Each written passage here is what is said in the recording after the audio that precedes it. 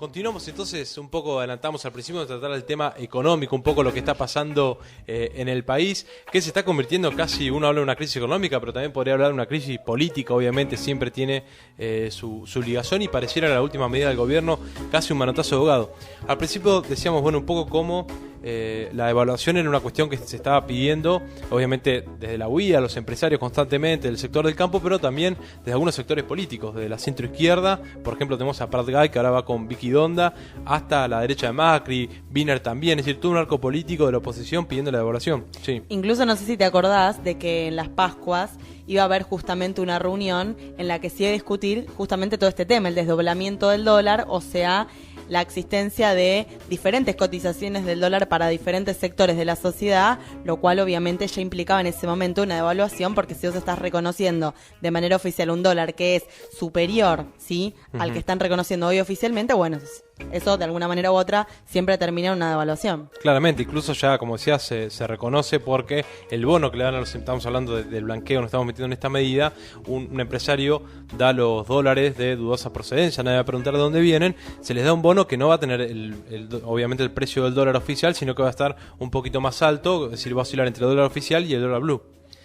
Claro, es el dólar que ya existía, pero o sea, no estaba blanqueado porque es el que trabaja en la bolsa de valores, claro, el que trabaja en el mercado de capitales. Entonces, solamente los que estaban en ese mercado de capitales, los que estaban en ese tipo de especulación, eran los que estaban accediendo a este dólar. Lo que se da con el CEDIN es que se blanquea esto y todo lo que traigan su dinero de afuera, producto de lo que sea, del narcotráfico, de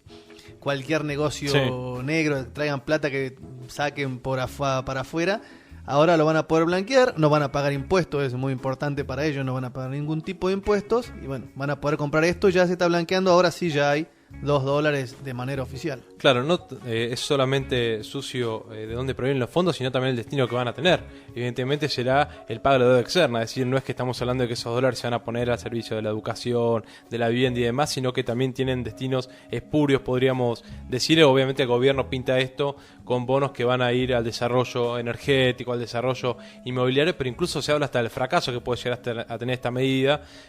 similar al fracaso de la Moreno Car, por ejemplo, o al congelamiento de precios, porque hay que ver qué empresarios van a ir a blanquear esos fondos, porque tampoco es muy rentable y tampoco puede asegurar que tengan un respaldo económico para esos bonos. Recordemos que las arcas del Banco Central han sido vaciadas sistemáticamente. No, lo que estaría planteado es que todos aquellos sectores que hayan hecho plata de manera, bueno, absolutamente dudosa, como decía el Tucu recién, esto recorre desde los narcos hasta los tratantes, hasta cualquier tipo de negocio turbio, porque en definitiva si vos querés blanquear un montón de plata que no se sabe bien de dónde vino, bueno, algo raro tiene que haber por detrás, esto no puede ser de otra manera, para que este dinero pueda ser utilizado, pero como bien dice Gonza, hay que ver hasta dónde esto va a tener un futuro y se va a poder realizar. Claro, exactamente.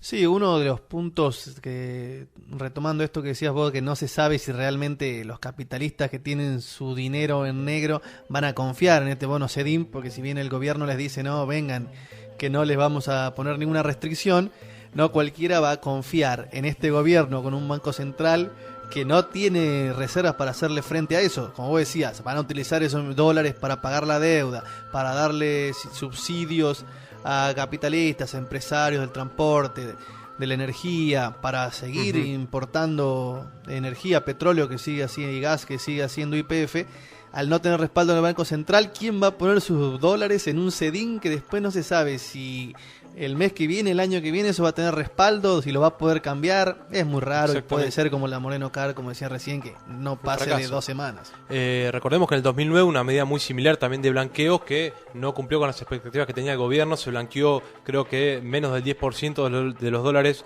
ilegales, podríamos decir, que circulaban en el mercado. La verdad, digamos, es también, bueno, obviamente la confianza, porque incluso desde la oposición ya salen a boicotear los diferentes ámbitos, pero también planteando esta cuestión de, bueno, cuando nosotros seamos gobierno vamos a desconocer estos bonos, es decir, ya proyectando a futuro. Si algún empresario tenía la idea de hacerlo, bueno, ya no hay una perspectiva a futuro, digamos, no sé, de acá a 5 años, a que esos bonos tengan una rentabilidad o sean cancelados por la oposición. Incluso, bueno, recién Hassin hablaba un poco de cómo, bueno, Cristina decía que Néstor se había desesperado, hablando de la desesperación, digamos, esto es una medida absolutamente desesperada, o sea, el hecho de ofrecer a toda una serie de capitales extraños, oscuros y turbulentos un blanqueo gratuito, digamos, una cuestión de, bueno, yo te blanqueo y te doy estos bonos para obtener estos dólares. Bueno, habla de la crisis de caja absoluta que tiene el gobierno por un lado y por otro lado de cómo está yendo hacia cualquier tipo de medida con tal de obtenerlos. Claro, todo el tiempo están con medidas pareciera de emergencia sobre la situación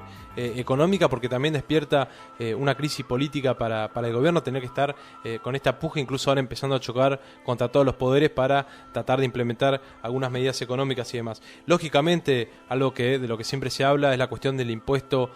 al salario, porque uno dice, bueno, mientras premian a los evasores justamente haciendo que no pagan impuestos y demás, pareciera que se castiga entonces a los trabajadores con este impuesto, y obviamente a través del IVA, es decir, el impuesto al consumo que pagan hasta los desempleados. En este caso los empresarios, bueno, se ven exentos, los indultan, digamos, de este impuesto, y por eso es muy interesante porque hay una reacción del otro lado. Leíamos un poquito en algunos medios acerca del sindicato del neumático de San Fernando, que si se quiere uno no escucha todos los días acerca de este sindicato y demás, pero tomó la posta en este tema y va a haber una marcha el día 24 de mayo por la derogación justamente del impuesto a la ganancia, que va a ser una campaña que se va a poner en pie de algunos sectores del sindicalismo justamente como contrapropuesta y como contraataque a lo que es esta ley de blanqueo y esta devaluación. Sí, con el tema de lo del impuesto al salario, de que esto no van a pagar impuestos. Ahora, hace 2 días, ayer mismo se cerraron un par de paritarias en varios sindicatos que, si bien son bajas y son las paritarias que quería el gobierno, algunos terminaron cerrando, como la UOM, por 18 meses, un aumento tremendo, y además algo que es inconstitucional, que nosotros ya lo habíamos planteado alguna vez, de que las paritarias son por 12 meses. Bueno, este aumento del 24% o un poco más, si bien son bajos, van a hacer que muchos más trabajadores paguen los impuestos a la ganancia, que más chicos se queden sin la asignación familiar, mientras los que van a comprar estos Sedin no van a pagar absolutamente ningún impuesto. Una injusticia con todas las letras. Esta es una situación que se suma a lo de la devaluación, porque justamente por un lado tenemos una devaluación del peso que obviamente afecta a los que cobran en peso, o sea, bueno, los laburantes. Exactamente, y por otra parte que esta situación se combina con una paritaria que en este momento, bueno, como vos bien decías, Tucu, están cerrando el gobierno y las patronales, todas por debajo de la inflación, con lo cual si uno suma por un lado la devaluación del peso con la inflación, al final uno lo que ve es que el salario se licúa de manera absoluta, no alcanza para nada, y bueno, esta es la situación que estaría planteada. Exacto, hay una declaración del ministro de Trabajo, Carlos Tomás, decía, bueno, hemos cerrado la mayoría de las paritarias con racionalidad. Hay que preguntarse cuál es la racionalidad de estos sectores. Obviamente, si un trabajador tiene que cobrar lo que cuesta vivir o mucho por debajo de la inflación.